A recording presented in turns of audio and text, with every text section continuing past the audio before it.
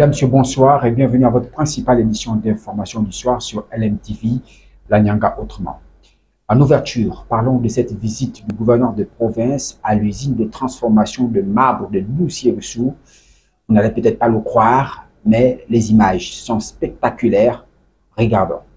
L'usine de transformation du marbre de Doussier-Roussou. Ici, le gouverneur de province est venu constater l'avancement des travaux. La vue est plus que spectaculaire. Pour ceux qui n'y croyaient pas, le gouverneur de province s'est vu être un témoin de ce qui s'est fait ici. Le chantier de marbre avance avec satisfaction. J'ai tenu à venir m'enquérir un tout petit peu, mais constatons que le chantier avance. Et c'est donc le lieu de remercier une fois de plus le chef de l'État, de voir que ce projet, comme d'autres projets, avance et c'est tout bénef pour la province de la Nyanga. Actuellement, l'usine est dans sa phase d'implantation et de la pose de semelles. Et actuellement, nous sommes au niveau de l'implantation de l'usine. Présentement, nous sommes au niveau de la pose des semelles. Donc, nous espérons que dans les prochains jours, nous ayons d'une évolution positive dans ce sens. Précisément, nous sommes en 3 phases d'activité. La première, c'est l'implantation des semelles pour ressortir l'usine. L'autre phase, c'est celle du concassage du marbre déjà existant dans l'intention d'utiliser le marbre là en gravier. C'est grâce au marbre transformé en gravier que nous allons réaliser le béton pour les semelles et autres et tous les édifices qui nécessiteront le béton ici. Pour ceux qui n'y croyaient plus, c'est désormais un rêve qui devient réalité. Eh bien, l'usine de transformation de marbre de Doussier-Roussou est désormais en phase. Les travaux vont bon train et vous pouvez le constater derrière moi, ces roches de marbre qui prouvent à suffisance que la Nyanga est entrée en plein développement. Et puis, les commerçantes du marché municipal de la commune de Tchibanga réunis dans la salle des réunions de la mairie du 1er arrondissement autour d'une délégation du ministère de la Planification.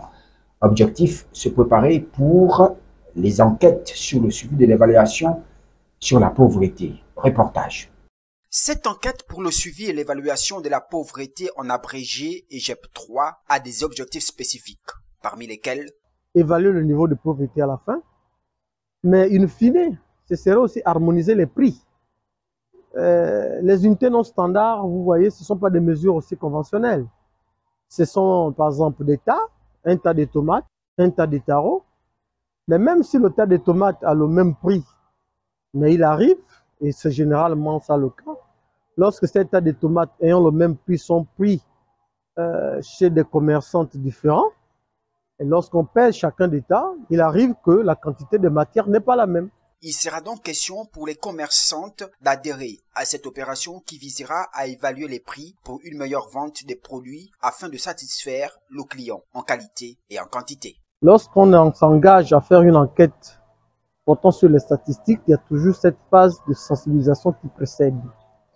C'est pour inviter les populations concernées à adhérer à ce qui se fera. Et lorsqu'on pèse chacun des tas, il arrive que la quantité de matière n'est pas la même. Le premier tas peut coûter 200 francs, il coûte toujours 200 francs, mais le poids est par exemple de 300 grammes. Le deuxième tas qui a coûté toujours 200 francs, tas de tomates qui a toujours coûté 200 francs chez une autre commerçante, le poids quand on le mesure, quand on mesure ce tas de tomates, il pèse 200 grammes. La rencontre du 1er arrondissement s'est achevée sur une note de satisfaction totale. Fin de la campagne de sensibilisation dans les établissements secondaires de la commune de Tchibanga par le tribunal de première instance. Eh bien, il a été question pour le tribunal d'inviter les jeunes à connaître leurs droits et devoirs. Revenons sur les temps forts de cette actualité. Dans ces différents établissements secondaires, le tribunal de première instance de Tchibanga, par le biais de sa présidente, a sensibilisé les élèves de tout âge sur les droits et obligations de l'enfant. Qu'il était important de prévenir déjà en nous transportant dans les établissements pour discuter avec nos jeunes frères et sœurs, leur expliquer quels sont leurs droits, quels sont leurs devoirs et obligations et qu'est-ce qu'ils encourent si jamais ils se mettent en porte-à-faux avec la loi. Nous avons aussi attiré un peu leur attention sur les infractions à la loi pénale, les infractions qui portent atteinte aux mineurs et les infractions aussi que les mineurs peuvent poser dans le quotidien ici au niveau de Kigoma. Au cours des échanges, les élèves connaissent désormais où s'arrêtent leurs limites. Pour ma part, j'ai retenu qu'un enfant a des devoirs et des droits. Et selon ces droits, nous avions le droit à l'éducation, le droit à l'information. L'initiative qu'ils ont prise est vraiment à féliciter, car en tant que mineurs, il y a des actes que nous posons qui peuvent nous conduire au chemin de la prison. C'est quoi les droits et les devoirs des enfants encore? C'est pour éviter que l'on puisse se retrouver en prison. Cette campagne de sensibilisation, soulignons-le, se poursuivra en milieu carcéral et professionnel. Place à la page africaine.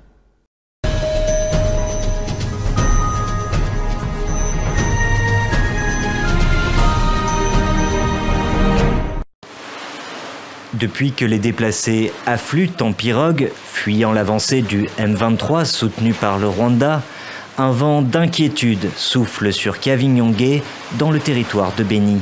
L'AFC M23 qui nous attaque s'est déjà emparé de plusieurs villages dans la région. Ça nous inquiète de voir arriver les déplacés ici. Ils sont de plus en plus nombreux et on ne sait pas ce que l'avenir nous réserve. Vous savez qu'il y a eu beaucoup de morts là-bas. Ces craintes sont confirmées par les récits des nouveaux arrivants.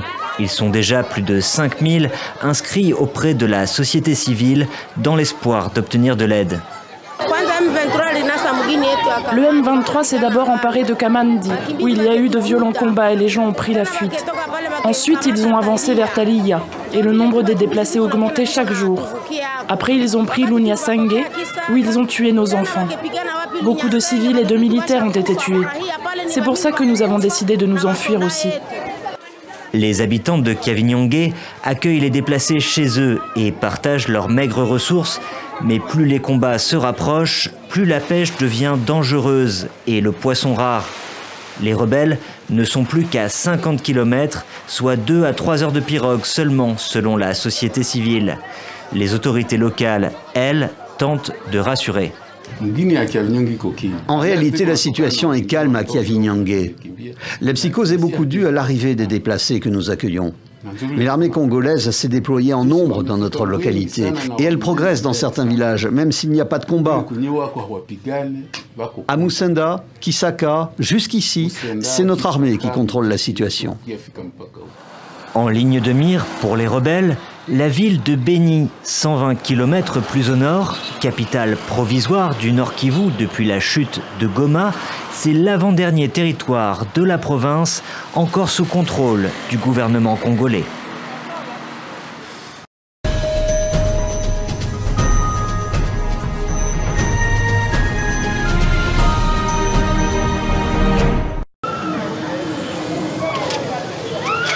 C'est fermé.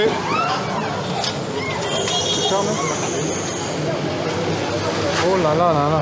Je venais retirer parce qu'il fallait payer le loyer. Aujourd'hui, je n'arrive pas à le faire parce que les banques sont fermées. Je ne sais pas si le bailleur pourra facilement me comprendre.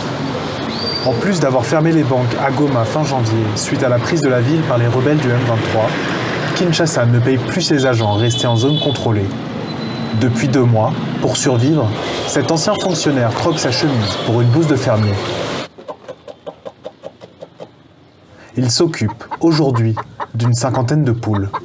Comme on n'a rien à faire, on est obligé de se concentrer à ça, à temps plein, et tous les jours, en attendant que la situation puisse s'améliorer. Depuis la fermeture des banques, le seul moyen de récupérer des liquidités passe par les cambistes comme Gédéon, qui ont augmenté leur taux de change. Oui, je dirais qu'avant la guerre, si tu venais chercher chez moi les dollars, le ton c'était à 2900. Aujourd'hui, si tu viens chercher les dollars chez moi, tu as le franc congolais, 3200, voire même 3300 pour $1. Pénurie de liquidités, proximité avec le Rwanda. Derrière les rideaux des commerçants de Goma, le franc rwandais se fait de plus en plus visible. Le franc Ça, c'est du franc congolais. Ça, c'est du franc rwandais. Du franc rwandais encore. Actuellement, les francs rwandais sont devenus monnaie courante ici à la Petite Barrière par rapport à avant la guerre. Après 3 mois sans accès aux banques, Goma est plongé dans une insécurité économique grave.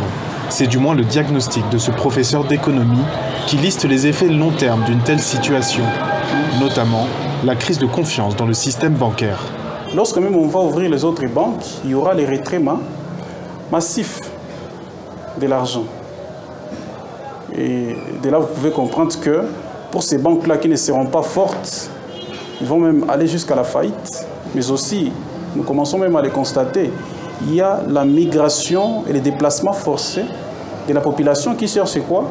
Une zone dans laquelle se trouve un climat financier favorable. Sur le plan social, l'inaccessibilité des services financiers coupe les habitants de Goma d'autres services comme la santé ou l'éducation, alimentant davantage une pauvreté déjà cyclique. Point final à cette édition d'information. Merci de nous avoir suivis. Qu'à cela ne tienne, l'actualité continue sur LMTV, la Nyanga autrement.